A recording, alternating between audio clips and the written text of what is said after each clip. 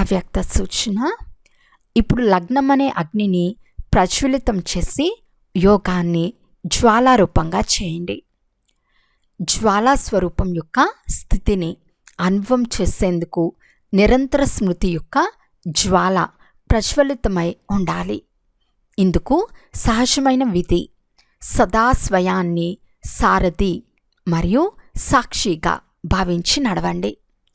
ఆత్మ ఈ రథం యొక్క సారథి అనే స్మృతి స్వతహాగానే ఈ రథం నుండి లేక ఏ విధమైన దేహభావం నుండి భిన్నంగా చేస్తుంది.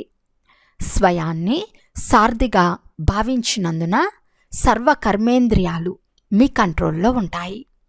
సూక్ష్మశక్తులైన మనసు, బుద్ధి, సంస్కారం కూడా ఆజ్ఞానుసారమే ఉంటాయి.